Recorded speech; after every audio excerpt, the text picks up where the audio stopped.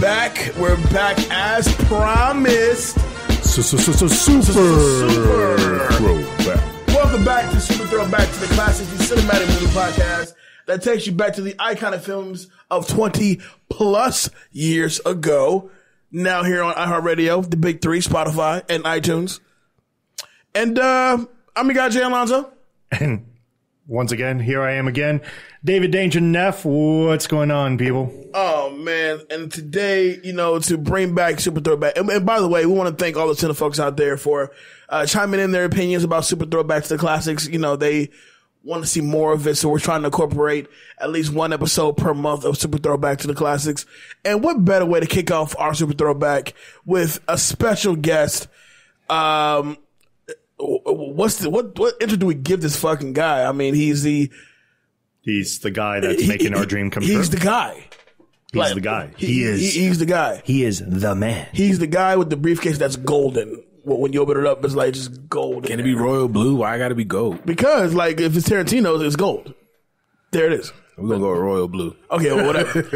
He is one half of the Boys from the Noise, the proprietor of Beat Network, the guy who thunked this whole thing up, gave us all jobs, and we are overly appreciative. The man himself, make some noise for my brother, Big Los. What's up, man? Hoorah! Hoorah! Yo, what's going on, yeah? Every time I say the Boys from the Noise, for some reason, I don't know why I just sound like a Magic Mike type like dance routine coming to the stage. From the Noise. The Boys from the Noise. Hold on. Didn't you train the guys at Magic Mike? At one point, I mean, it's absolutely clear. That was when I was a lot less, juicier. Did you clear Genuine's pony sample? Because he's going to be at Boulder Station. Ooh, that's sad to even say that out loud. Wait, Genuine's going to be at Boulder Station? Yes, he is. Like $20 for a ticket. I'd go just for nostalgia purposes. Wasn't, what's my man's name? Sorry, 2004. Ruben Studdard. He was at Fiesta doing Luther Vandross. He was at Texas Station doing Luther Vandross stuff. Oh, yeah, right next door. So, yeah. Mm-hmm. I'm kind of not surprised. That's where we are in 2018. Our heroes are just falling apart. Anyway. You know what's great? Like on that, because I mentioned this earlier. Is it this October or September where it's like the 20-year anniversary of the Miseducation of Lauryn Hill? Yeah, and she's going on tour. She was going on tour, and then she just canceled the shit out of nowhere. Well, yeah, Tex. I mean, that's a normal Thursday. Yeah, but think about it. Like, how many people can tour for 20 years straight on one album, and people still go berserk about that one album? I feel like I don't know how many people do it, but if Nas decided to do that with the Illmatic, like absolutely. He's done that. He's toured. No. But I mean, he's done it with other albums. I mean, just on that one. No, he did. I think itself. to celebrate the 20 years of Illmatic, he did like a full tour. Vanilla Ice still gets booked for one song. So does Afroman. So does Aqua. Yeah. And we will hope. We will hope. People are going to be on Spotify, like looking up who's Aqua. They got. We would hope that KMFDM would still tour over the Mortal Kombat theme song, but that's different. We'll get to that in a second. Big Los, what's going on, man? So as y'all were doing my grand and glorious intro, which I appreciate you guys for again, you earned it. I was on Facebook, and this is movie related, so I can bring this up. Can you? There's a random list on Facebook of celebs and their parents at the same age, and they have a picture of Kiefer Sutherland next to Donald Sutherland, and I'm convinced that Donald aged 30 times quicker than his kid. You think so? Because they're at the same age, but yet you see Donald is all white, right? And Kiefer, which is a weird name, looks like Kiefer. Yeah. You know what's weird? You ever seen like those old pictures of like Nick Cage, and they show him back in like the Civil War? There was like this picture of this dude, and he looks exactly like Nick Cage. I saw that same picture. Like exactly like Nick Cage. And everybody's now convinced that Nick Cage was a vampire, right? Is a vampire. Yeah, I saw a picture of Nick Cage in like the 1600s. I'm like, what the fuck? Like, he had like this real small mustache. Yeah, I'm like, so clearly you are some sort of a devil man. I go, okay, yeah, cool. no doubt about it. You know what? Like one of my favorite YouTube videos that I still put on just to show how awesome of a person Nick Cage is. Search up Nick Cage loses his shit. It's literally 5 minutes of him overacting literally fucking everything. That's like the last 10 Nick Cage films. Like seriously, he's over there at one point. He's in the middle of a strip club. He's just like, fuck! And just like straight like that. And it's like one of my favorite things to ever watch. Oh, Nick Cage. Where does your mind go? Los. So with the success of Beat Network, and we're getting this national recognition now. I don't want to speak on nothing yet, but how are you feeling about all of our shows and where we've come as a unit? Staff, record label, and his motherfucking crew. Now, what Jay's actually asking is do you like us best, or do you like us like are we your favorite? The same as the rest of the kids? Well, personally, fuck everybody because this takes away all of my time to get all these shows together. No, but I'm very happy. I've said this millions of times on The Noise that I'm the brainchild behind Beat, whatever you want to call it. But there would be no Beat without the team.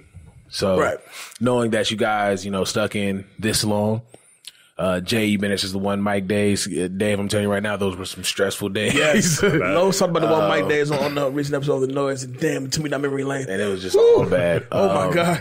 But yeah, man, just having people rock with us since then to where we are now and where we're going.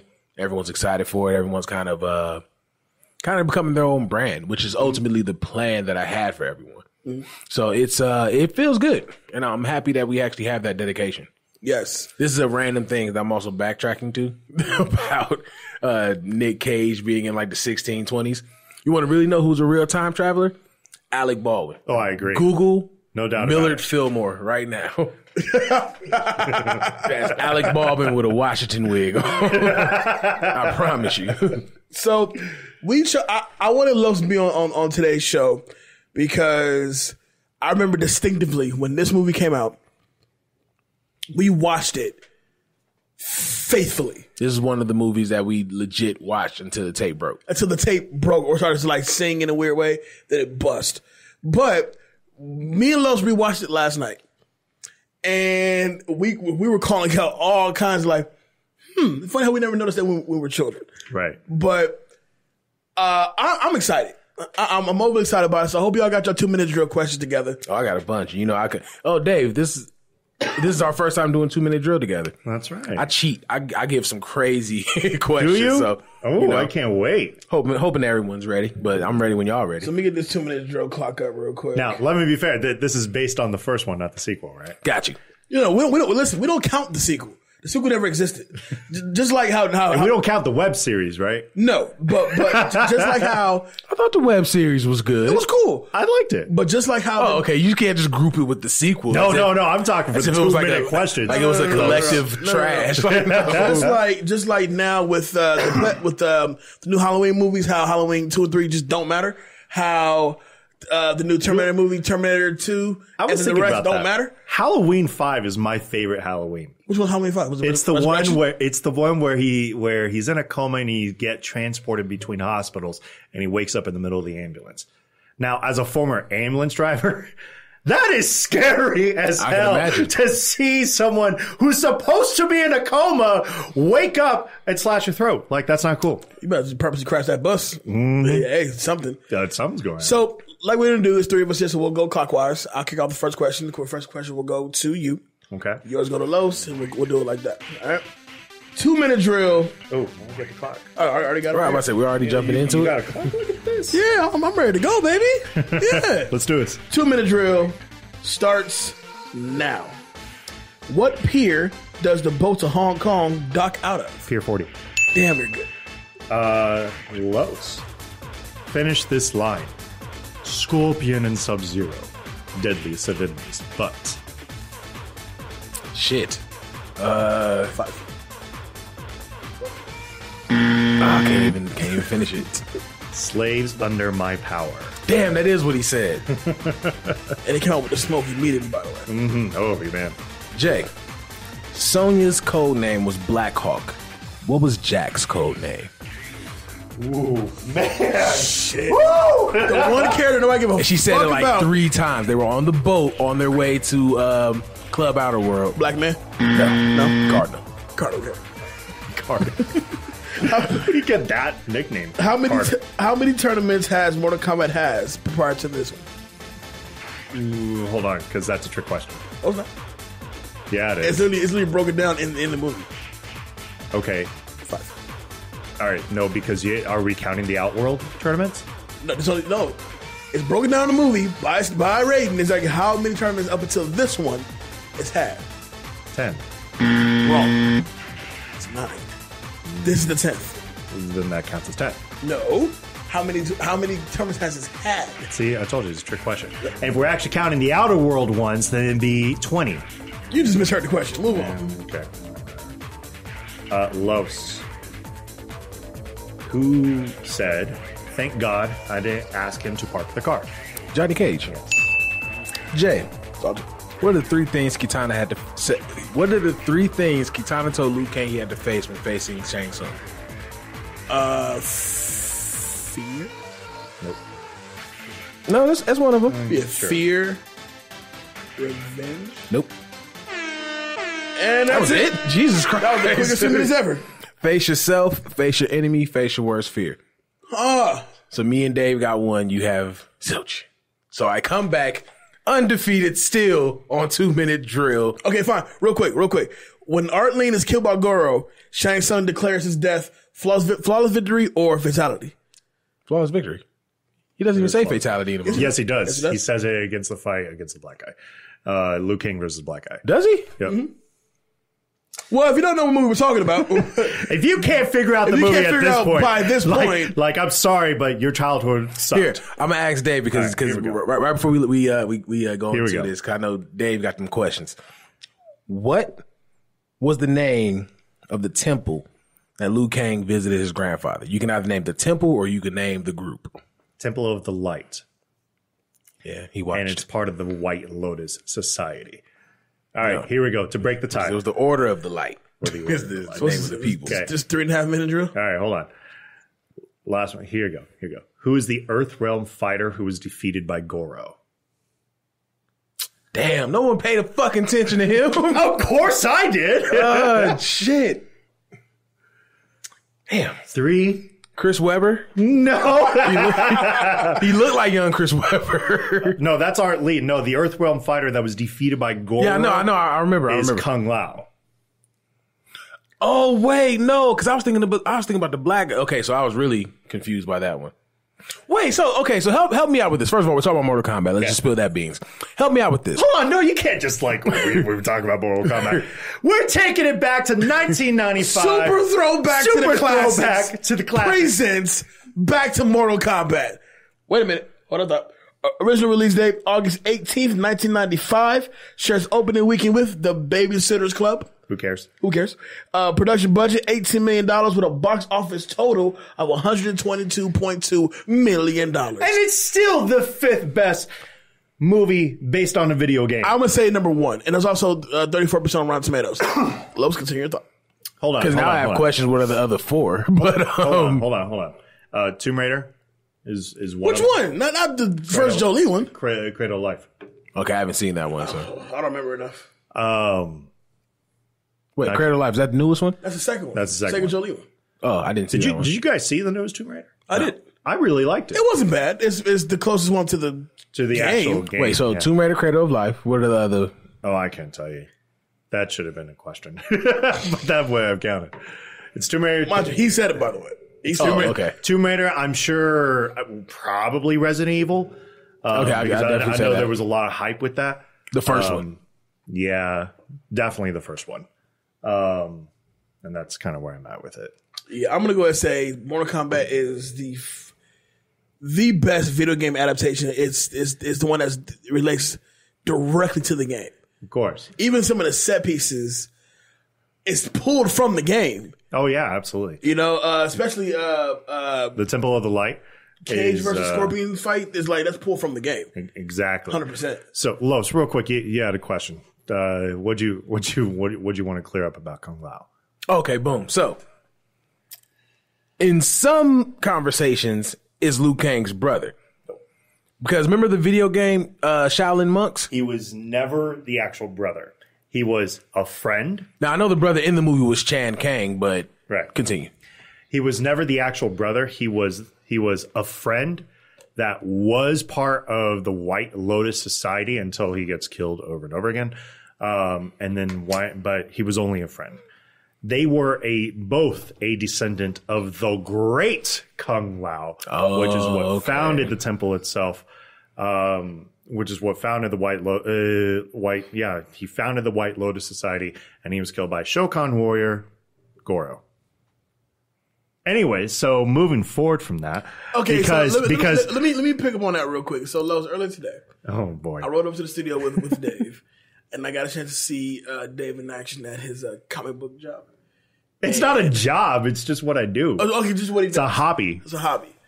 And so I'm waiting for him and his team to kind of wrap up what they're doing, and they're sitting over there and having this dialogue.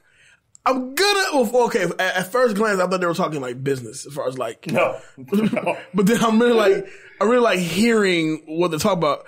I'm like, what the fuck are they talking about? And because they're asking each other questions like, so what does it smell like? Some of them are like talking in a certain accent. Is it long? Can we fly that? I'm like, what the fuck are they talking about? So for the record,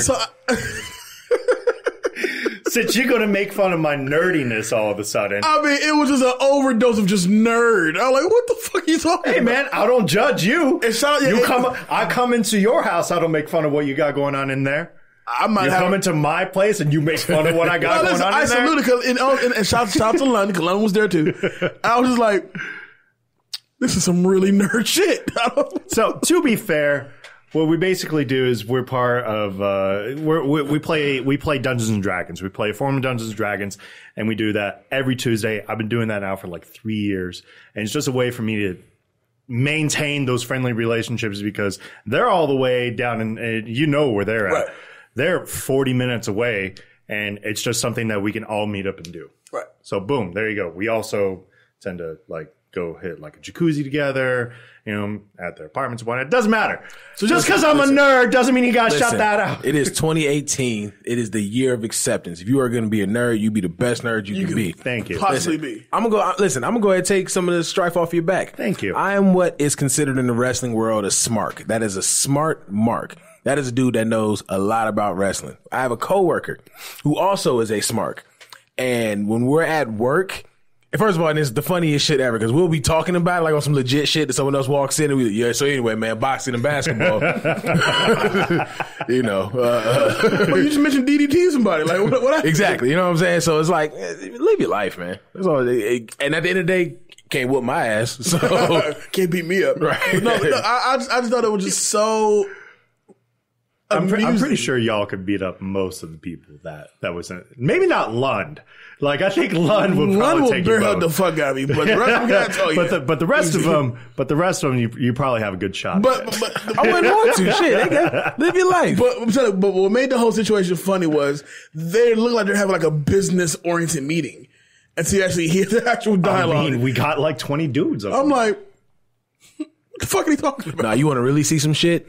Really have a conversation with somebody that has a legit fantasy football league. You'd have thought we owned the damn teams. Oh my God. Like seriously, like you cats be in there arguing.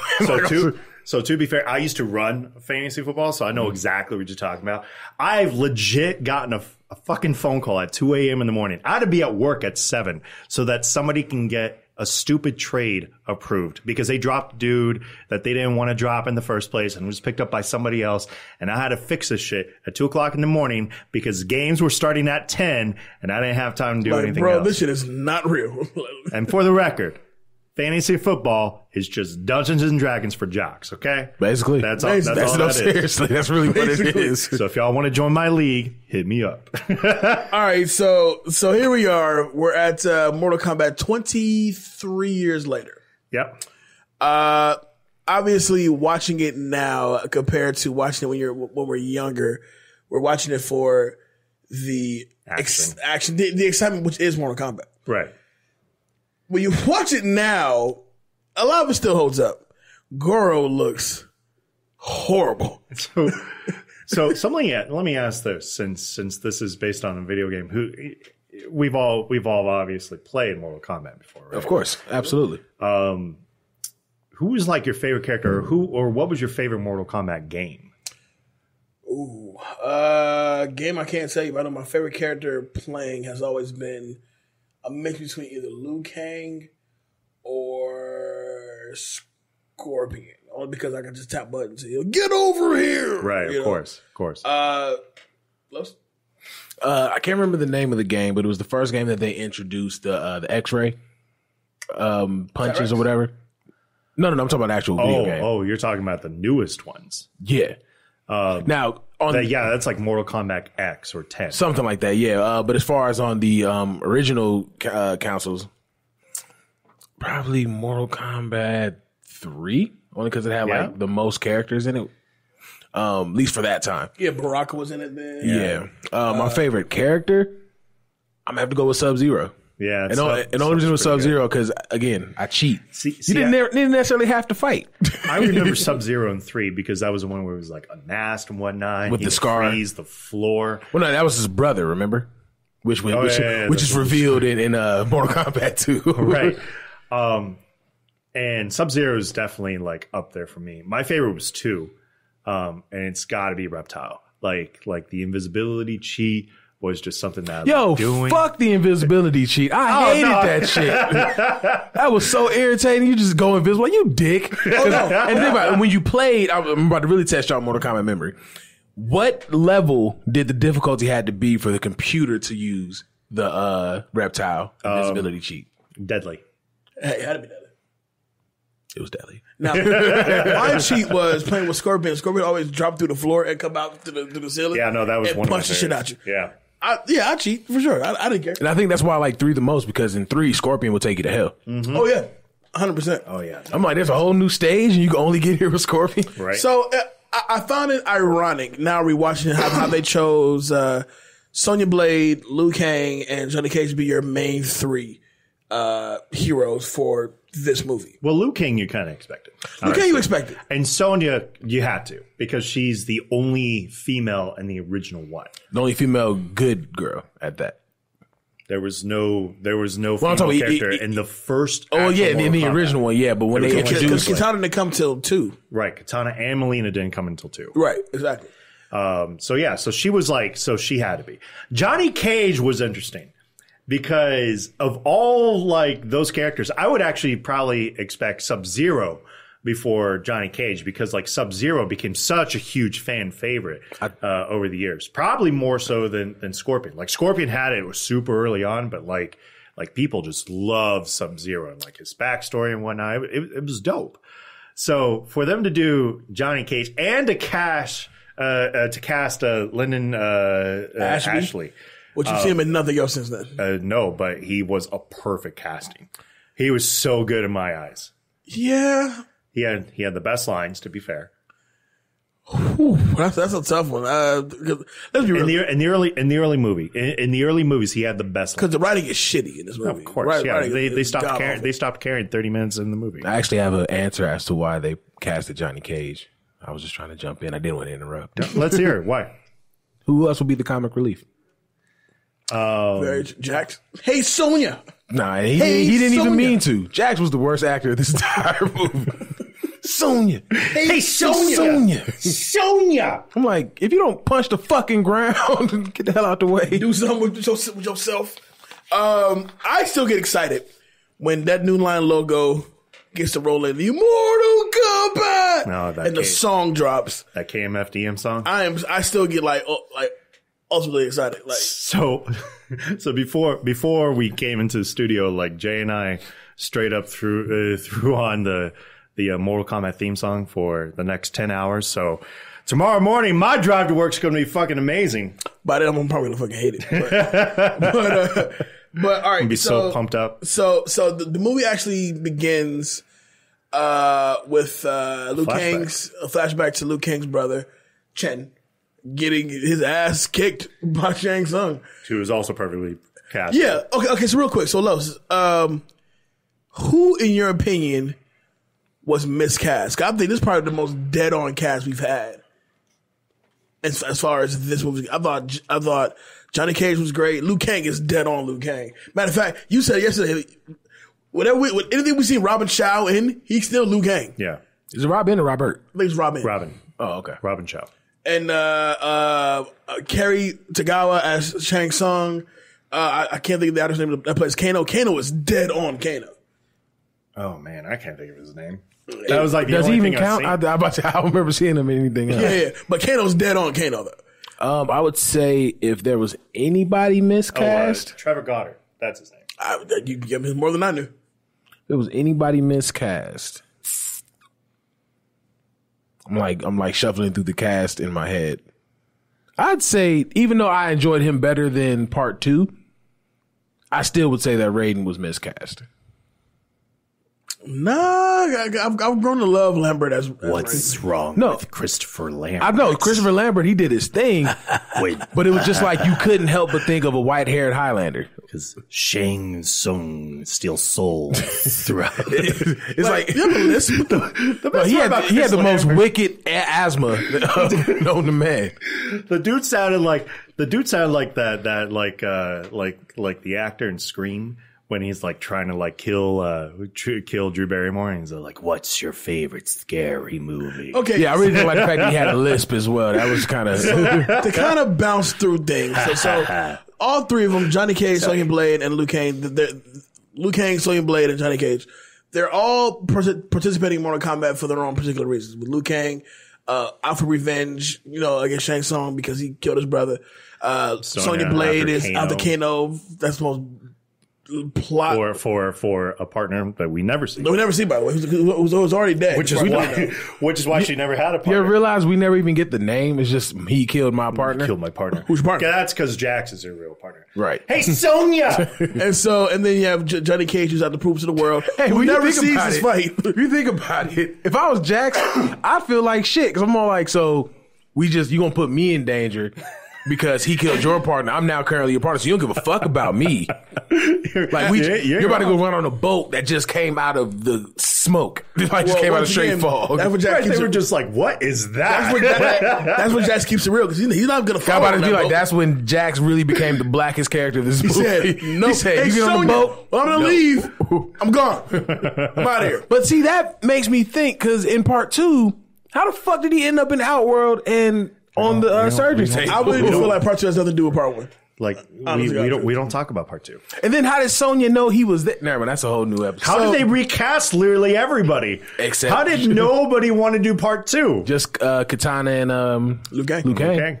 So so there's a few things that stand out to me when it comes to the way this movie is progressing. All right. So by the time we get onto the boat that appears out of nowhere, they're on this boat and we get Raiden, good old God of Thunder, doing his Raiden thing, right?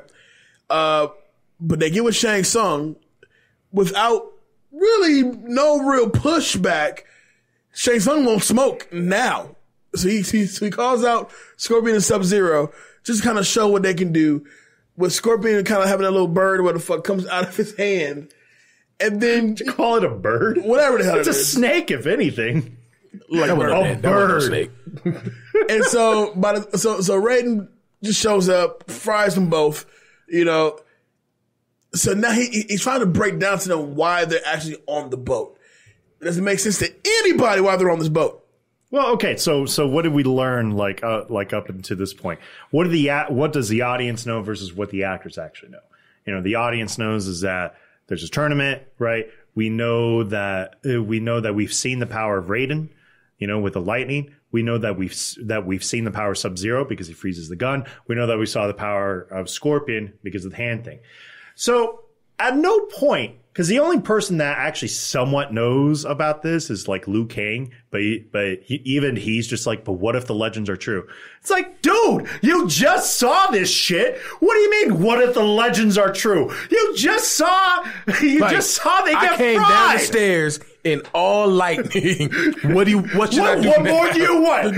Yes, got divine intervention is Right. what I'm literally doing. The dude got shit coming out of his hand. He can freeze stuff. Yeah. What if the legends are true? Jeez, I don't know. Is Bloody Mary now true? Yes, because we have actually see Sonya's gun. And ask me again if yes, you think this shit's true. Absolutely. So but the best part about that scene is Johnny Cage because he literally just asks a question. He's like, we got dudes with things coming out of their hands. We have people freezing weapons. what is going on? That was probably the most realistic because when you get there, thinking in Johnny Cage logic, I came on this boat because this dude who I guess I was cool with at one point in time. Yeah, that was his Master Boyd. You know what I'm saying? Yeah, Master Boyd, right. Master Boyd tells me, listen, if you fight in this tournament, your acting career is going to take the fuck off. As if the world will see you fight in this tournament. Exactly. But you find out, of course, later with Shang Tsung, just kind of getting him set up. So then your whole head was just karate tournaments and acting. That's all I knew. So now I'm on this boat, and in 5 minutes, not only did this dick throw my shit in the water, but in 5 minutes, I got a dude with a snake bird coming out of his hand. I got another dude who just froze a gun and broke the gun in half in front of me, and I can't act like I didn't see that. Then I have Thor. So it's like the guy who's hopefully on my side, by the way. Right, and I don't know if we have smoke or not. So it's like hopefully on my side. I don't know if we're cool. So I have the most questions out of everybody. The only person that truly understands what's going on is Liu Kang, and you were the first dick to me when we got on this boat. Nah, I'm okay. Right. I got questions. And the best part about it is that, like, the minute they get off the boat and they're on the island and you get that dumb line, what if the legends are true? Of course the legends are true at this point. And Johnny's just like climbing up these stairs and he's just like exhausted. These guys have no like camaraderie like towards each other because they know that it's a martial arts tournament. So there's a chance that they could all fight each other. Right? Because that would have been the smarter idea of Shang Tsung to have them fight one another in Mortal Kombat because this is your tournament. Why didn't you do that in the first place? But see, and that's the one thing that's kind of like as an adult watching the movie, you can kind of look at it differently because I feel like they explain so much of that stuff that happened earlier later in the movie when you're no longer thinking about it. Right, of course. So it's like you realize that Shang Tsung knew that the chosen one was going to be on the boat. Because I even said when we were watching it, like, why was it automatically an issue when these three got on the boat? But then you realize Shang Tsung knew that Liu Kang was the one. Right. So I was like, cool, let me get them up out of here quick. And I ain't got to worry about y'all being in the tournament. And the Earth will be mine. Why do you do like Liu Kang versus Johnny Cage? Like immediately as the first fight. This is the first fight to the death. Go. You know, and that's that. And then weren't they defending Earthrealm? Like, wasn't there like a bunch of different realm fighters? Yes. You know what? Yeah, that is a good point.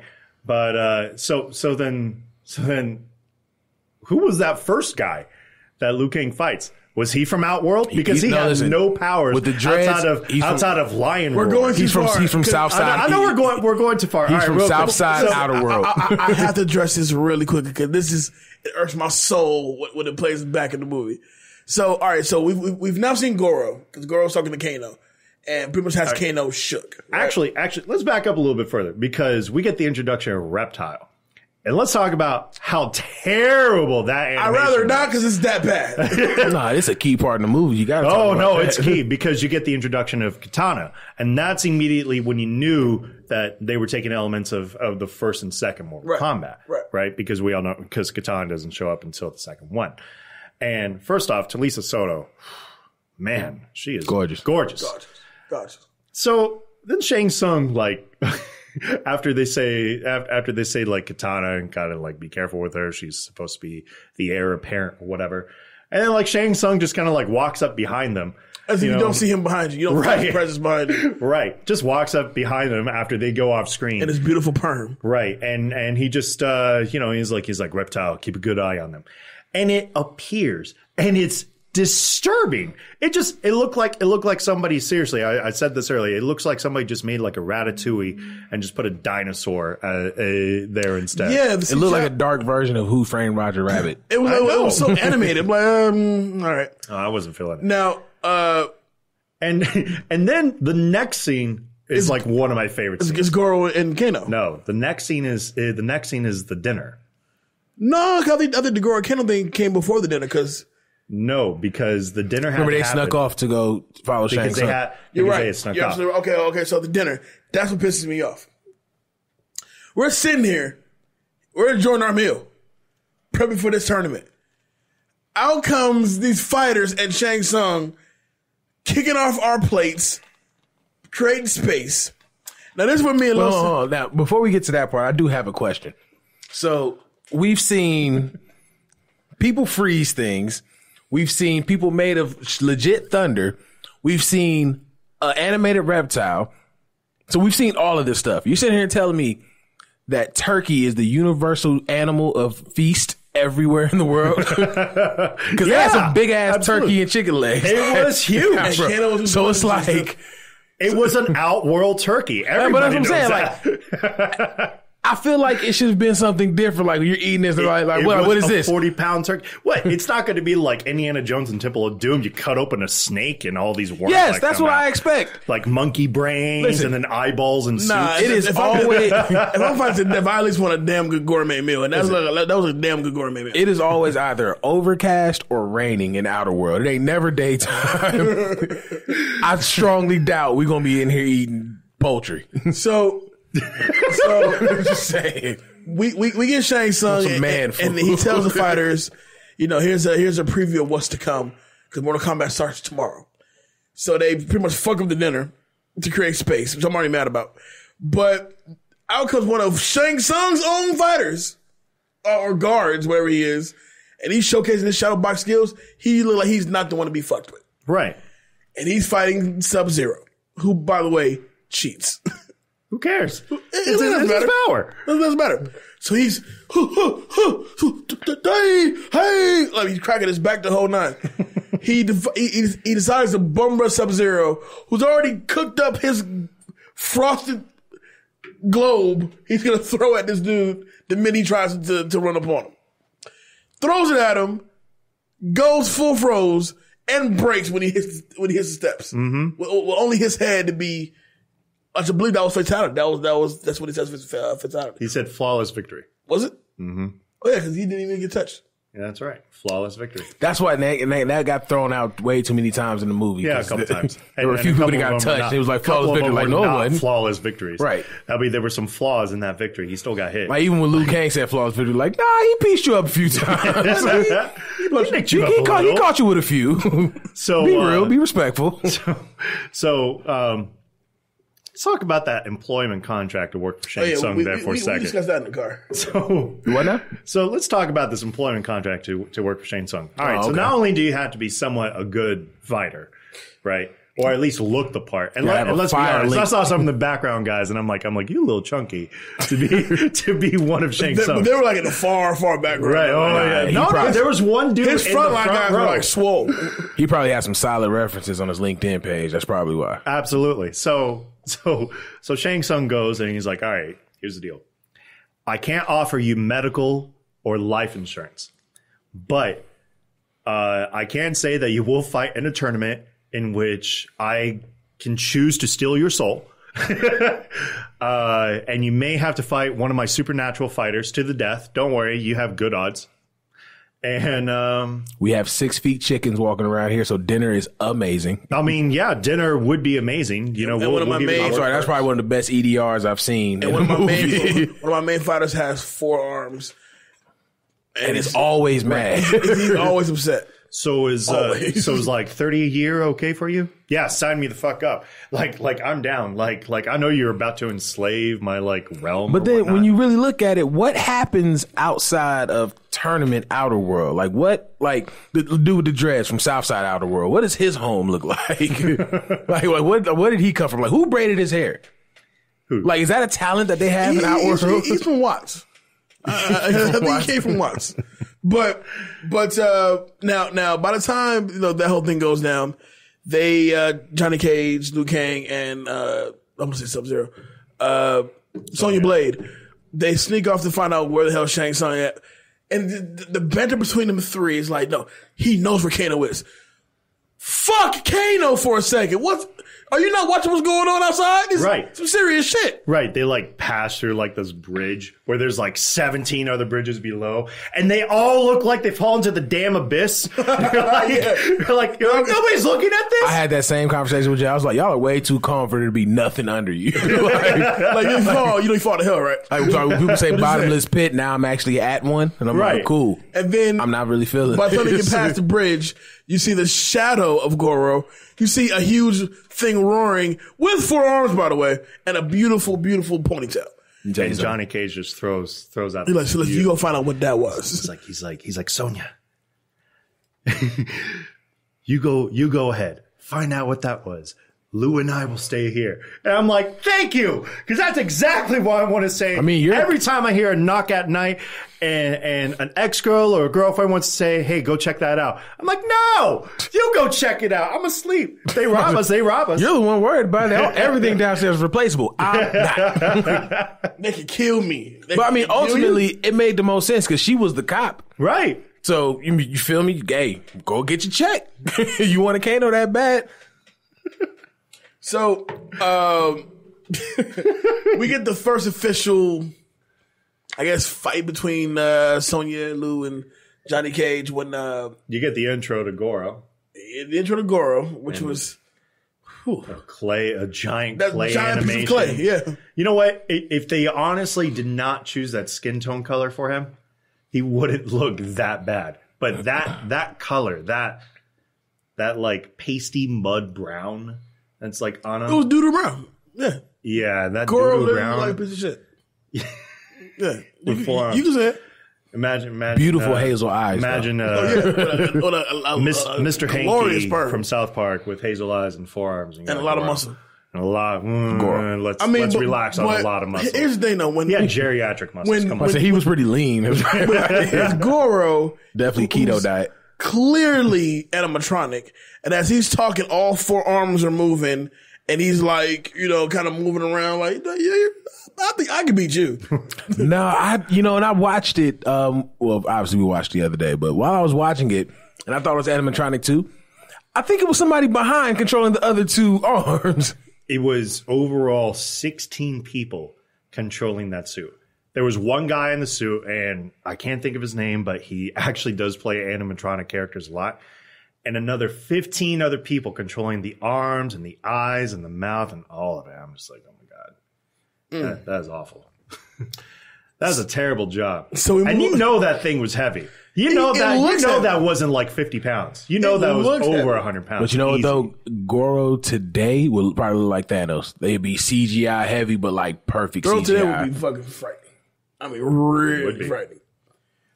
So we're now at the first day. It's morning time. The sun's come out. Finally, 40 minutes into this movie, we finally get our first fight. First day of Mortal Kombat. Obviously, it's fall in Outworld because it's windy as hell. We get Liu Kang versus dude from Watts. Yeah, I have no idea who this guy is. So, what this movie does is they showcase whatever the main character's fighting, like just some random person. The random person they're fighting always showcases like, yo, he probably has some hands. But when the actual fight actually breaks down, they don't stand a chance. Trash. Right. Because Liu Kang puts hands on his boy throughout this fight. I think Liu Kang got hit like twice. And he growled at him too. So that's how you know he was serious. Yeah, the lion's roar. It sounded like Voltron, like trying to speak out. Like, roar, and just boom. And it's like, oh shit. Like, why you got that? And why is that your power? Like, could you like turn into a lion, like in front and start? No, I think he's just human. I think he's just human. Yeah. But he's very ferocious with his. He takes. So he's an outworld. No, I think he really does roar because Liu Kang ain't gonna. First of all, you see the amount of ass Liu Kang kicks in a day. Right. If you take if that lion's roar was just for us watching, that means he looked at Liu Kang and said, "Hey," like so that's not gonna make nobody jump. Liu Kang jump. Liu Kang jump because he heard a lion's roar. So I think that may be his power. Okay, so Liu Kang kicks his ass. Shang Tsung comes up, takes his soul, turns him completely blue. No, that's probably why Liu Kang wasn't worried. Like, no, I saw somebody free somebody. You could just growl really good. You're not a problem. You're not my issue. And then, once that's done, don't we cut to Johnny Cage walking in that little poppy field or something like that? In which that was a beautiful scenery. It really was. It was gorgeous. Yo, I was like, can I have that in my backyard? On that island full of death, that's a beautiful landscape. I know, right? Great landscape. But Johnny Cage, he's walking through this little poppy field. And you get that classic Johnny Cage song, that dun dun dun dun dun dun dun dun dun. But Scorpion's on this trail. I know, right? Get over here, get down here. And I love, let me ask you, out of all the fights in this movie, what's your favorite fight? Appearance wise, probably Johnny Cage Scorpion fight, but I mean, call me weird, but overall, Lou versus Black Guy. That's probably like the most fighting we saw in the movie. Really? Hey, what would you say? Liu Kang versus Reptile, which happened. No, okay, you know, you're right. I'll take that. That was pretty legit. Hey, that was a bomb I was fight, like, you know right? what? Liu Kang's kind of getting his ass kicked a little bit. Yeah, Here. I would agree. Liu Kang versus Reptile was the best fight. Johnny Cage versus Scorpion would be the second. Then Johnny Liu Kang, Cage Black versus Guy. Goro was a lot of fun. I was know it fun. wasn't. I know it wasn't much of a fight, but it was fun to watch because that's exactly who Johnny Cage is. Right. So let's talk about the Scorpion fight though. So Scorpion comes out, and in the video games we all know him with the harpoon because that's what it's supposed to be. It's supposed to be a harpoon, but in the movie it's like the snake thing that like has a mouth and whatnot, and it shoots around, and Johnny's running through these trees, and it's chasing, and it stops a couple inches from his face, and it's snapping its jaws continuously. And it shows that scene where it's like taking the rubbing off the tree as it's going like super hard. I was like, yo, Johnny, you might be like dead here. Can you run faster? Because he's gonna kill you. But just to capitalize off that, though, by the time we get to the actual fight between Johnny and Scorpion, in which Scorpion pretty much brings Johnny back to his own world, right? And like, all right, so we're fighting in hell, basically. Gotcha. And not only that, but Johnny is getting his ass handed to him. Like seriously, he literally landed maybe a couple decent blows, but the rest of the time he was on his guard like the entire time. Right. And then for some odd reason, he comes up with the brilliant idea of trying to go for the high ground. I don't know where he was thinking with that. And Get the fuck out the way. Right. and then like Scorpion's like, get down here, and like he just like kicks it down, and he's like shoved into like the cemetery of bones and whatnot. I want to know, did Scorpion kill all those people? I mean, you assume so, right? Well, that make sense. You assume so, Right. but then that fight takes a bad turn because by the time he takes off Scorpion's mask, which I'm gonna assume should be a face under there, but it's not. It's a whole skull. Just like the video game. Right. Yeah, but it becomes kind of silly. A little bit, but you knew that was something that Scorpion had in the video game. Right. So as a video game fan, because that's really who this movie is for, fans of the video game, you're like, oh man, we're gonna see it. We're gonna finally see it. And he breathes this fire, but it's blocked by the shield, and then Scorpion dies. The best part of that scene though is right at the end, to give a little wink. Now in Mortal Kombat 2, they would introduce what were known as friendships, which is you beat your opponent, but you don't want to kill him. So you just kind of do this like friendship. Like it was just weird, and it made no sense in the video game. I remember that. Nightwing used to do the charlatan. Right, yeah, he did the charlatan. Well, Johnny Cage's one was that he would sign an autograph to his fans, and he would say, to my biggest fan, Johnny Cage. And that's exactly what he did at the end there. He throws the Johnny Cage sign over there, and it's just, to my biggest fan, Johnny Cage. And of course, So here's two things dealing with that entire situation. One, was that picture folded up in his pocket for the last 2 days? That's one. No. It definitely wasn't folded. It had to be in his pants because there were no creases. No, I'm saying it was a perfect photo. So I'm like, you just had this entire time? That's one. Of course. Two, the fact that they turned Scorpion's get over here harpoon to a snake thing, what is it doing when it's sitting in the hand? Kind of just sitting in the hand. Like he's just sitting there like, oh, it's up. His hand opened up. It's about that time to wreck some shit. All right, here we go. Like, and it's just sitting there just waiting. Like, what? No, that's a good point. Speak on the questions. Sonya Blade versus Kano fight, or lack thereof. Yeah, Sonya smoked the shit out of The Kano. underwhelming fight. I mean, Kano got no shot off, like no good shot off at least. The worst part about it is that like Kano, the whole eye thing, which was great makeup, Absolutely. had like no purpose to it. It was just there for the prosthetic look. And like in the video games, they actually had like a laser to it and whatnot. I was like, man, are we going to see that? We actually get, but apparently they ran out of budget. One of the best shots in the movie is when in the beginning when Kano's like he's hiding in a little dark door area talking shit, and the light is shining on and off him. So all you see is that red eye. I'm like, that's a beautiful fucking shot. But when you really think about it, since this is obviously where Kano dies, that was the only time Kano looked threatening. Like, first of all, he had a dad bod. And secondly, like when he's with Goro, he's just he looks scared as fuck of Goro. He looks scared of Shang Tsung. He didn't have a dad bod. No, he had sexual predator bod. Yeah, okay. We'll give it that. He comes out in the doorway and you see the eye and just stands there and he like blows the kiss. It's like, mwah. He literally has to say, mwah, just to get that sound out. You know that's a sexual predator right there. So I was like, yeah, you need to die. I'm cool with that. Let's wrap this up pretty quickly. All right, so let's go Liu Kang versus Reptile. So we'll know. Before we got to skip so much. Well, you know what? Let's do Art Lean versus Goro real quick. Okay, that's fine. You know, the next fight we would have before that would be Liu Kang versus Katana. This is like the most lines Katana gets in the entire movie. Yeah, where she's like giving advice. But she's guiding him to what he needs to be doing. Well, we have that. Yeah, right. But the Art Lean versus Goro fight is one of those fights where like we don't know who the fuck Art Lean is. Right. I mean, we know who he is, but he fought in London. Remember? He was great, apparently. Yeah, he was great in London. But, you know, by the time he actually fights Goro, and now like Sonya Blade and Johnny, and they're all pretty tight all of a sudden. So even though we only saw him in the beginning.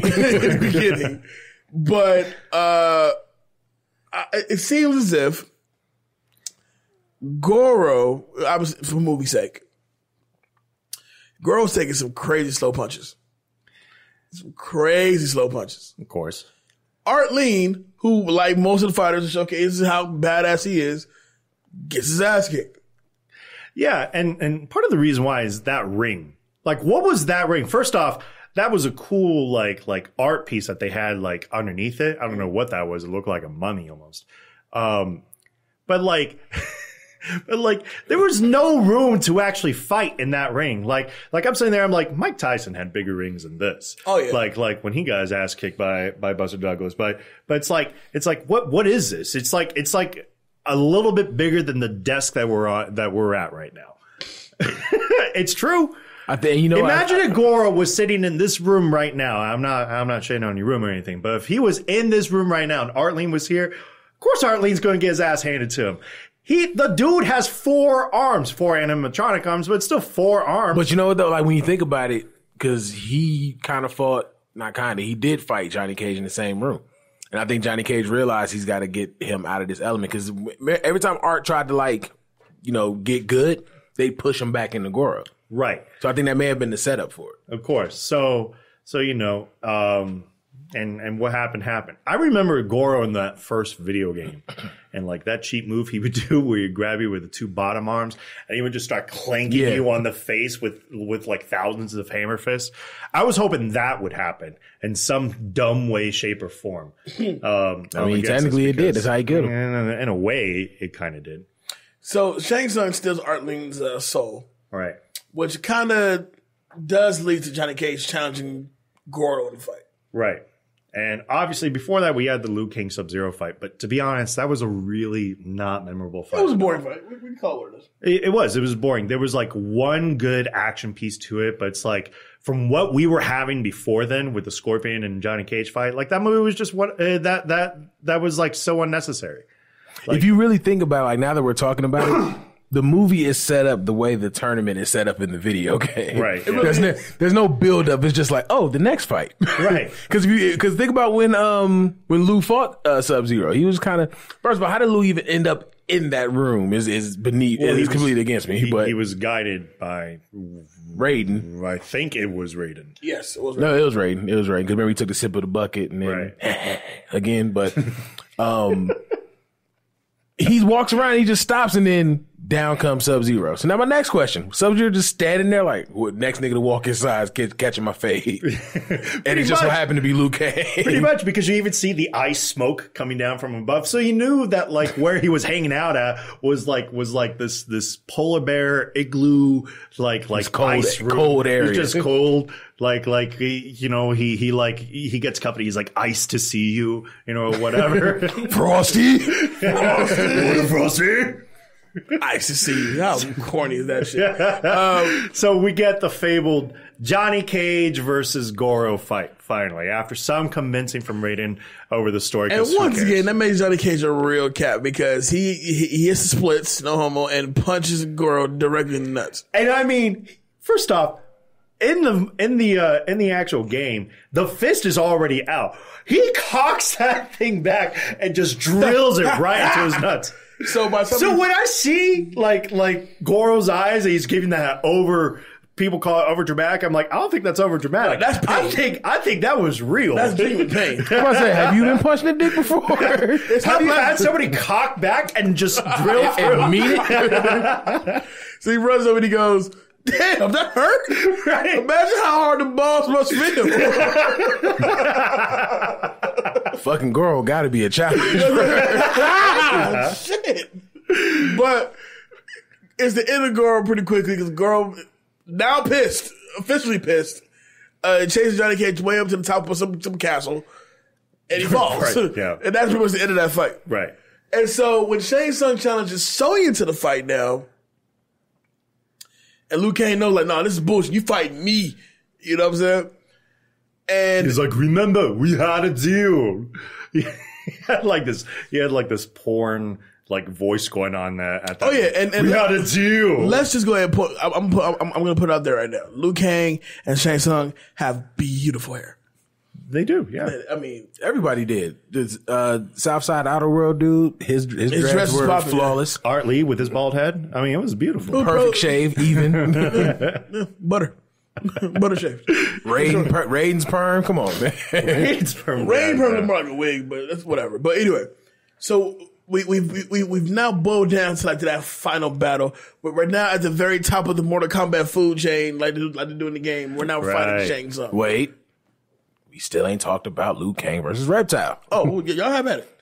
So definitely not my favorite fight. So Reptile, earlier in the film, he spit acid in Liu Kang's face, which didn't blind Liu Kang, which is weird. Yeah, I know. I'm like, what's your acid? So ultimately, it was just a loogie. If you think about it, that's disrespectful as hell. I'd want to fight his ass too. And what a loogie that was, if that was the case, because I was like, you knew he was holding that shit back, right? Exactly. just in the shadows, like it was like a wait till Liu Kang get his ass over here, bitch. And then ran off. Ran off like pussy. Yeah, fight his ass. So of course Liu Kang first throws him out from his invisibility because he now recognizes this, right? Somehow he got a sense and whatever. And he throws him into like the statue thing, and the statue thing turns him into the ninja Reptile. And that music and that fight was so good. I'm glad you brought that up too, because I love how when he forms Reptile, it's Reptile. Right. You get it? There's Reptile. He's in the movie. Bet you thought he wasn't going to be in it. Reptile. Oh yeah. That like KMFDM once again kicked right through, and I'm like, oh man, this is gonna be a good fight, and it was. It was right. Like Reptile kicked the shit out of Liu Kang. It was really Liu's only like true challenge. Even when you look at the Shang Tsung fight, outside of him getting his head smacked on the ground, Liu had like, okay, if the Shang Tsung fight and Liu was a 12-round fight, Liu lost 1 round. Exactly, that's what I'm saying. Fight.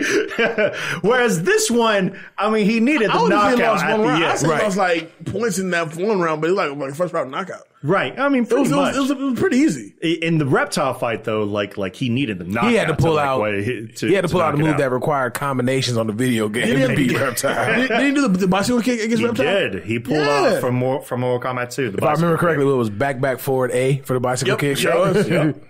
So he had to back forward A to beat Reptile. So Reptile he's out of here.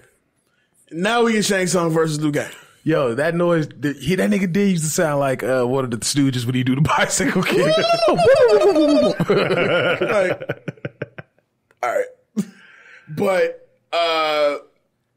the fact that we get Shang Tsung now, right? And Shang Tsung, who can fight, didn't really put up much of a fight versus Liu Kang. But he didn't I felt like he didn't train. I don't think he was ready for it. I think he was expecting Goro to take them all out, and then he was going to challenge Goro. But he put Goro punching nuts and doing off a cliff. Well, you remember Shang Tsung? He didn't want smoke from the beginning. Yeah, he didn't want to fight. That's why he was like, boom, Sonya Blade. Okay, well, cool. Johnny Cage. Like, nah, you know who you want to fight.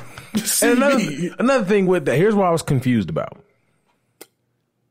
This is slightly backtracking, but Goro was the defending champion. Right. So why Shang Tsung, who's a former champion, as they mentioned, why did he have the right to choose who he wanted to fight and Goro didn't? Because I think Goro had every intention.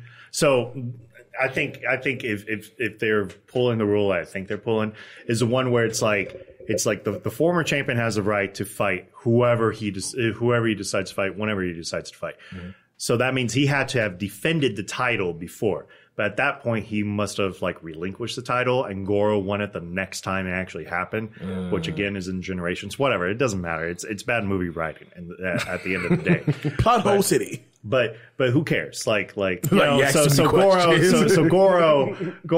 fights, gets his ass kicked, and then Shang Tsung's like, oh no, I got the trump card here because I'm fighting Sonya. But what wasn't actually said, obviously, was in the tournament, the challenger has to accept the fight for it to actually be legit. Yeah, I don't like how they brought that up randomly. Remember, she has to accept. Right. We didn't know that. Right, exactly. Why wasn't that mentioned like super long ago? On the fucking boat. Exactly. But, Raiden, why are you holding back the rules? Like, I need to know. When you mean there are people that are getting their asses frozen out here, like why don't I know all the rules to this tournament? Is there a point system? Is it a knockout? How do you win the tournament? A ring out, or is it to the death? Like, that's what I need to do. Real question. What happens to their world if we win? Because we know our shit's, our world's we fucked. win 10 times. We win. We got to take over our world. We just go home? That's some bullshit. Because is that because I may want some real estate in that world. You feel me? The stakes are much, much bigger on this side. Okay? But Raiden pretty much draws up the souls of past fighters to pretty much help him fight Liu Kang. Which I felt like any one of those black actors could have been Jax. Yeah. That's how unmemorable Jax was to me. I think at one point I was like, was that Jax? I was like, did they throw him in here again? Did he kill Jax? We didn't see him kill Jax. He's fighting now. But there he is.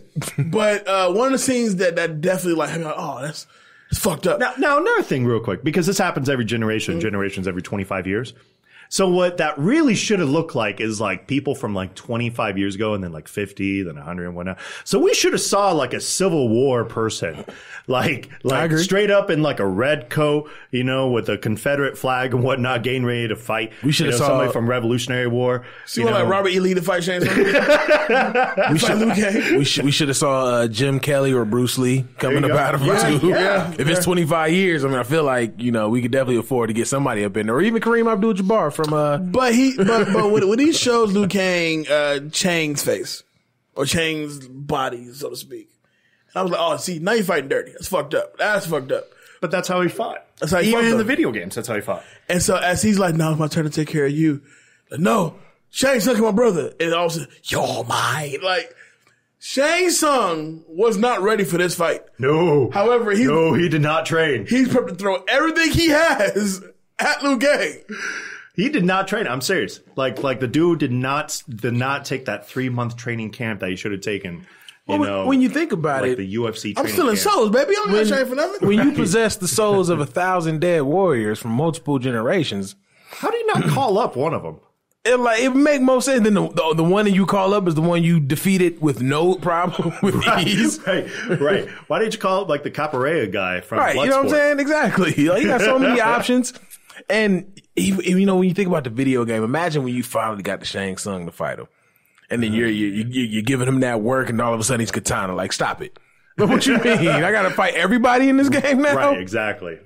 So, we know how this ends. Liu Kang wins the fight. He hits his first fireball. First fireball, and Shang Tsung lands on the Mortal Kombat logo.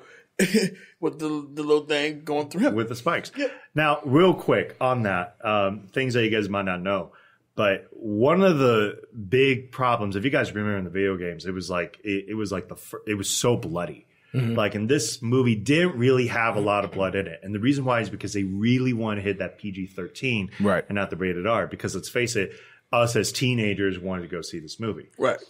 So the piercing of the stomach of Shang Tsung, because he wasn't technically considered a human at that point, because he's a sorcerer, that's why they were able to show that. Right.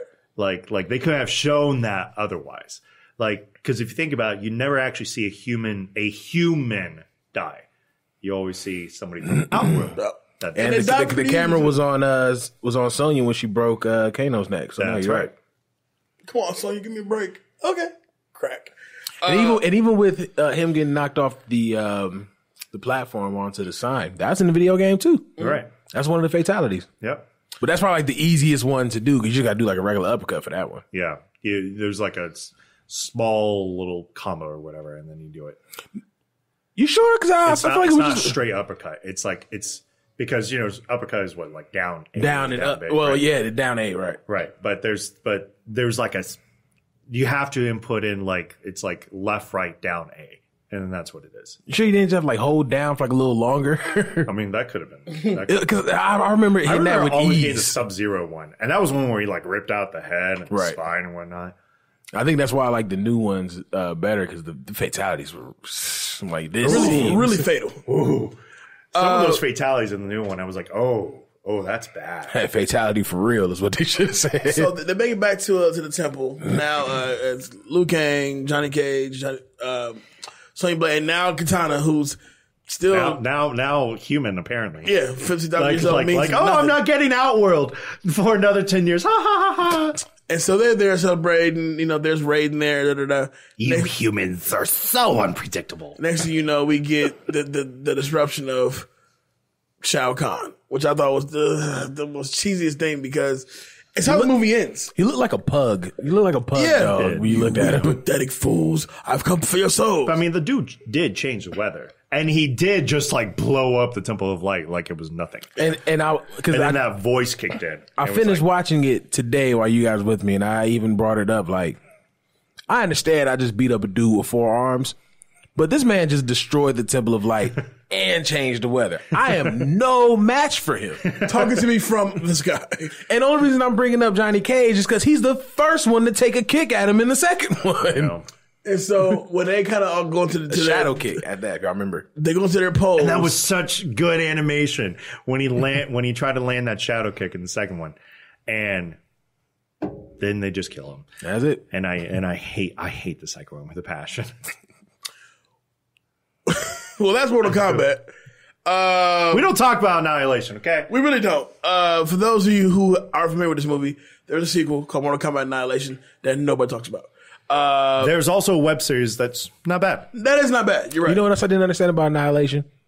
If you had to Everything? if you had to just throw out some kind of, nationality, you would definitely say Kitana is some form of Asian, maybe in the first movie. Uh-huh. Okay. Now, what was the mother's name in Annihilation? Sindel. She was clearly Puerto Rican. How does that work out? Well, you could have also said Mexican. Sindel was definitely Chola. Very much so. Very She much wasn't so. Puerto Rican. She wasn't Boricua. She was Chola. That is a clear difference of nationality there. That's not a nationality. That's just a group. Even like, that could be anybody at this point. So let's kick off takeaways. Los, as our guest of today's show, who's going to give that guy a word? Okay. Easy. All right. He's that dude. Yeah. Perm. With the meanest part. That never was like fucked up either. Every No. time even when he was getting his ass kicked, he'd stand up and just be y'all missed it. You didn't get a chance to see my motion. Just Flicking know. of the hair back. Just know. Wind going Exactly. through it. Who's going to your... He's the same way in Beverly Hills Cop. You know y'all favorite movie that y'all reviewed us? Ninja. Beverly Hills Ninja, I'm sorry. That they reviewed us so greatly on YouTube. Who's going to hear that chick a word? Out of the two, I'm gonna have to give it to Sonya. She avenged her partner, who we never knew about.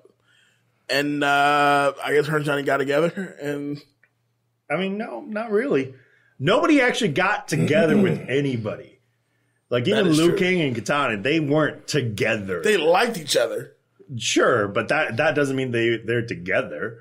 That is Like I may like a girl, but I'm not with her. And I'm not thinking about beating cheeks in our world, to be honest with you. Right, yeah. Like, what am I, like, oh, hey, you want to, like, hook You sitting there up? just taking Now something that I know down, that you can reptile just looking at you. Why is he watching me?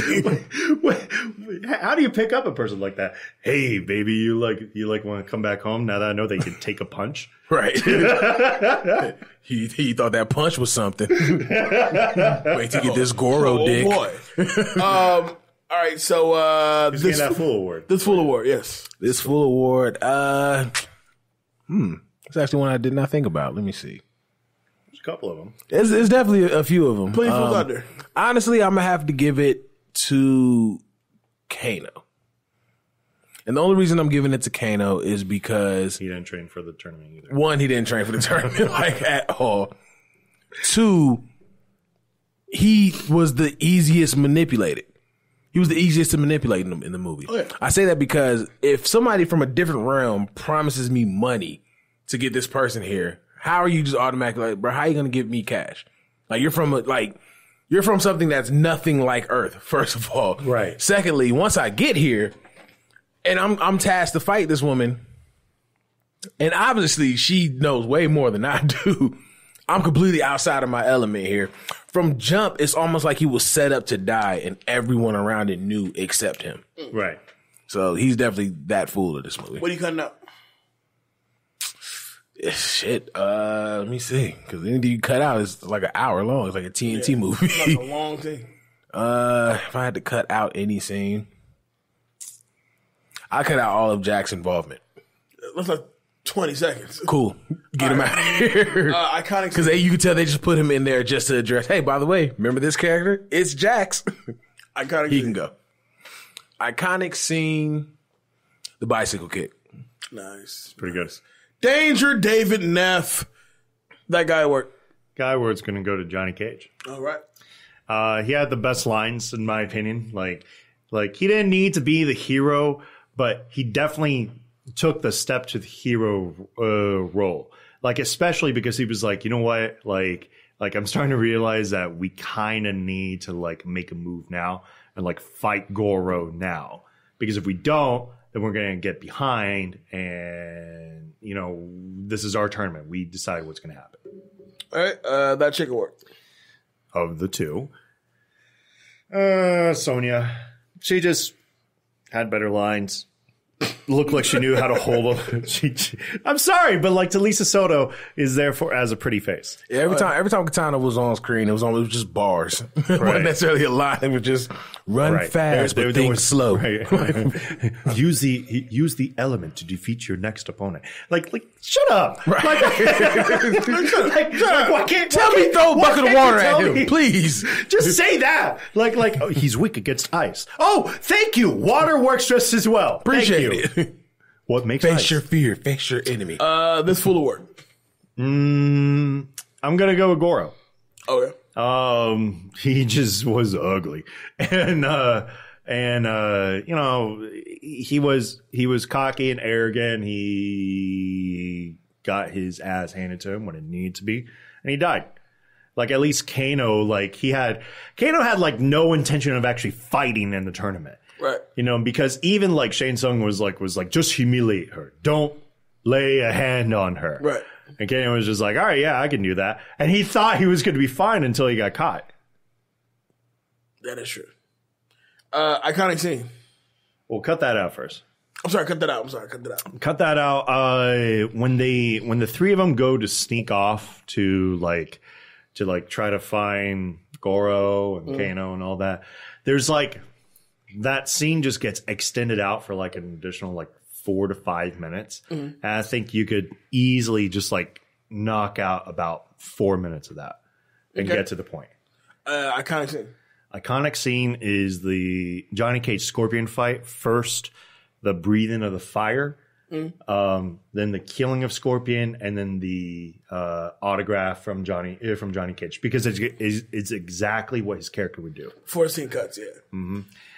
My guy, Jay Alonso, who's that guy award for you? That guy's going to Liu Kang. Liu Kang? He manages to avenge his brother's death, keep a mean perm while doing it. Some of the better lines in the movie for sure. And, I think he has the most fights out of all three of them. Yeah, of For course. sure, hands down. That chick award is going to Kitana. Because it's Talisa Sota, man. She looks fucking good. Okay, all right, fine. Some of her lines are a bit Lame. put on, if you will. But, we find out about Kitana by Shang Tsung saying, do not let her link up with them. That's going to be bad. Right. And so, Reptile tried. He didn't succeed, but he tried. What did he try? He spit in Liu Kang's face. He loogied. He burned his eye for like 10 seconds. This full award is going to go to Kano. I agree with Los. He kind of was there to be killed, except everybody knew it but him. And, he let Shang Tsung pretty much, insult him. As a guy that's Like, didn't Shang Tsung even call him like the world's greatest assassin or something like that? yeah. Did he? Like he addressed him as something being the world's greatest, some kind of villain, whatever the hell he was. Definitely would be assassin. No, he called him even something fight. though. Maybe he had to do something with his underground, like drug dealer. Greatest killer. He called him a world's arms greatest dealer. something. Right. I'm like, bruh, the fact that you're, that deep, that dope at whatever kind of villainy you do back on Earth, that Shang Tsung scooped you up, you're stupid. Yes. Right. For me, cut that out. It was a tough one, but I'm going to go with the first appearance of Sub-Zero and Scorpion. Because just the outlook of the whole scene doesn't make any fucking sense. Like, so we're fighting now? Right now. I think they had the intention of just killing all three of them right then and there to guarantee the victory. Well, he needed Liu. He needed Liu Kang. For sure. Yeah, but you didn't know for sure. He didn't know for sure that Liu Kang was the chosen one at that point yet. Okay. I'll give you that. And my iconic scene, which call me crazy, but it's Christopher Lambert as Raiden saying, look, it has begun. Cut to equally perfect hair, Kerry Tagawa as Shang Tsung, summoning the powers, and we see Kung Lao, Shao Kahn as a reflection light from the stars. Right. It has begun. So we know at this point now, it's begun. That's a good one. A decent iconic scene is actually the very intro. Yes. That logo coming in, music once again, just to shout that out again. Like, if you wanted to call that your iconic scene, I'd be like, yeah, I'm cool with that. Go with it. So let's do quick hits. We can wrap this puppy up. Quick hits. The original screenplay for the film was more faithful to the game, in that it had graphic violence and strong language, making it an R-rated script.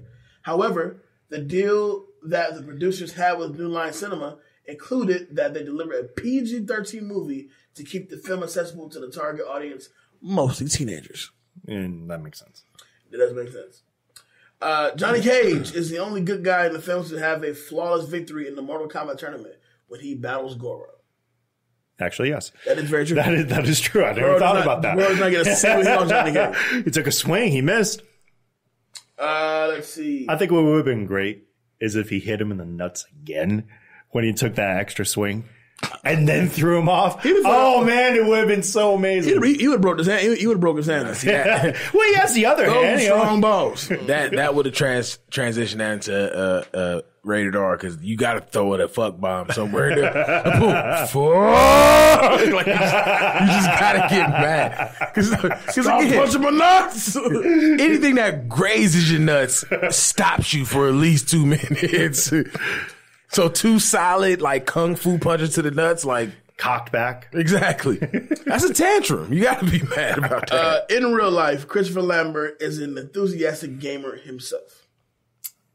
I hear he's actually really nice to work with. I'm serious. Like, I hear he's like not even a creeper or whatnot. Just like he's very helpful. The film soundtrack went platinum in less than 2 weeks.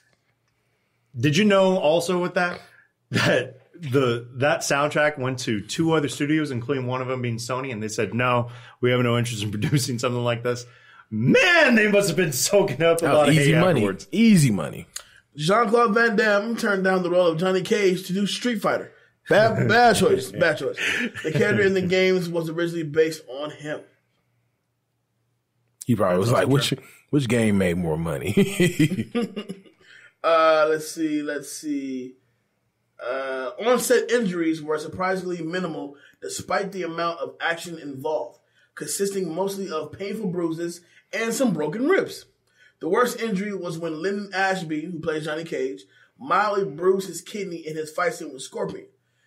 Ashby originally requested a stunt double, but Robin Shaw convinced him that the fight would look much better if he did it himself. Can you imagine Robin Shaw telling him, don't be no bitch. Go fight. Don't be no bitch. Come on, man. You just saw me jump off of that. You can, come on. Come on. It's a kidney. Ashby wore protective padding on his back, but a kick from Casamesa, who plays Scorpion, just happened to land in between them, injuring his kidney.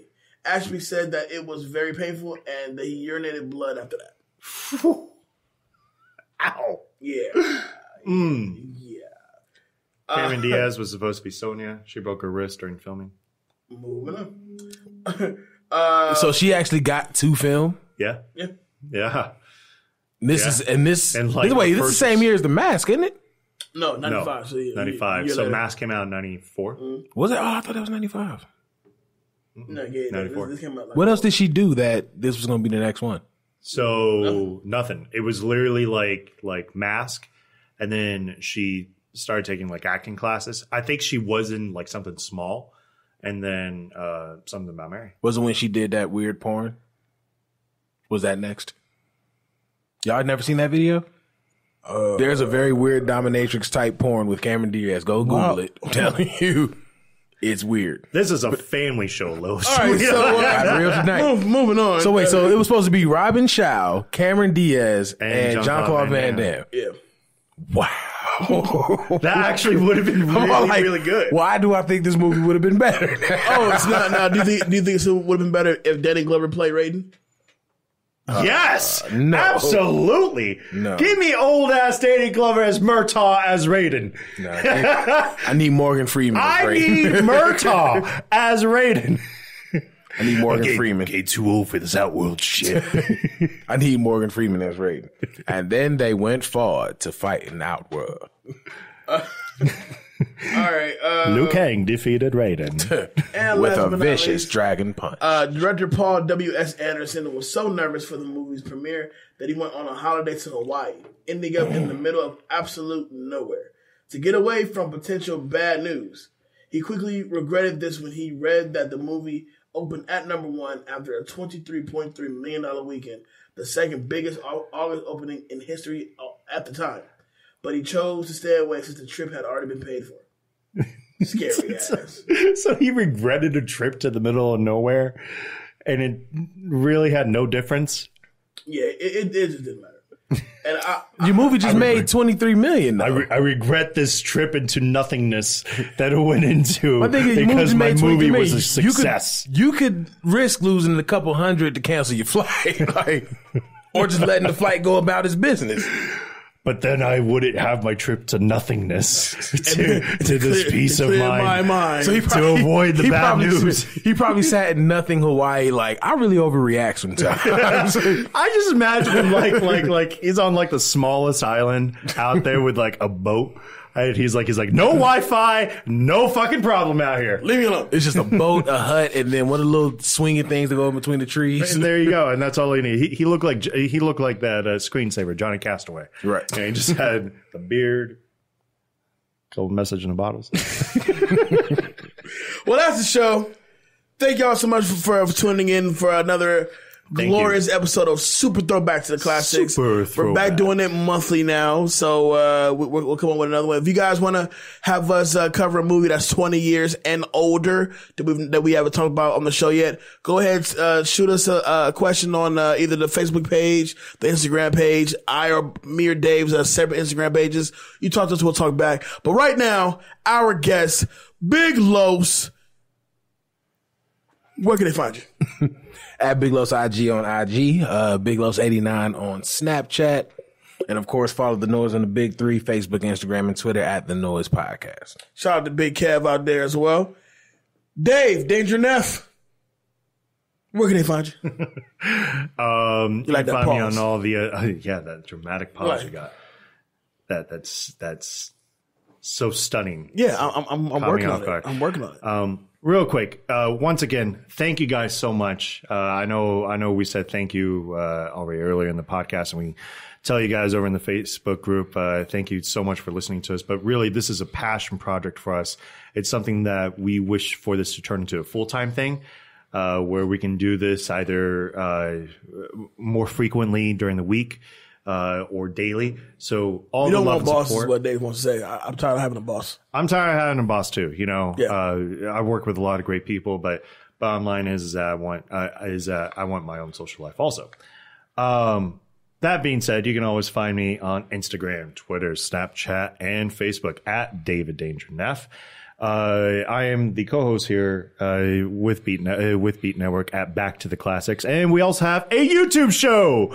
For those of you who don't know, we have a movie review show called Reel It Back, REEL, where Jay and I literally go every single week to the movies to review the latest movies that come out. This week, The Meg comes out, and we're also going to try to sneak in Black Klansman. Black Klansman. So please check out our YouTube channel. We're always finding new and exciting ways to try to improve our show. So please feel free to reach out to us either through the Facebook group or you can message us directly. Remember, that's David Danger Neff. My co-host, Jay Alonso. Where can they find you? I like the pause. Good pause. You can find me on all the social media simply at I am Jay Alonso. That's Facebook, Instagram, Snapchat, and Twitter. Like I said, the Back to Classics Facebook page, Back to Classics, a movie talk page on Facebook is up and popping. Jump on there and join the conversation. Of course, follow us here at BTTC Podcast. You'll get links about the show. You get links about Reel It Back on there. Of course, jump on BeatNetworkOnline.com. You get links to all the other great Beat Network shows as well as merch. Once again, a huge shout out to Big Los, the proprietor of this whole thing, the guy that gives us a job and edits these things for the rest of his night. Sorry. Did y'all see Goldberg from the Mighty Ducks? He just got arrested recently. Yeah, I caught that. What happened? Yeah. What do you do? First of all, they're saying that's 39. Woo! You know, he looked like that dude. He looked like that dude from the new Overboard. Like he does. Holy shit, he does. If he went on like a coke bender for like 6 weeks. Stay up drugs, people. I say I'm gonna go to hell for this, and you know, God rest the dead. But he kind of looks like a cracked out Jim Varney a little bit. Ooh. I'm about to say Ernest for anybody that doesn't know who Jim Varney is. Well, this took a sour turn, but thank y'all.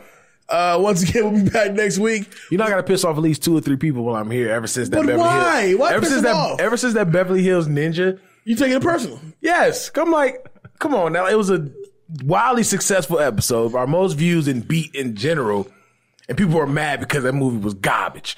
I didn't make it. All right, I didn't make it. We even said in the movie, like, listen, Chris Farley, bless him. A lot of his other movies were great. This one of them. Nah. Wasted Chris Rock. But anyway, not even close. I'm going to always hold that grudge.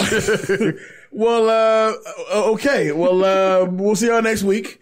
I don't think there's a guest on next week. Maybe. Yo, wait, take it back. There is. There's a guest on next week. There is one. So we will announce our guest for next week. Besides that, we love you guys as always. Send folks forever. This is Back to Classics. See you next week. Peace.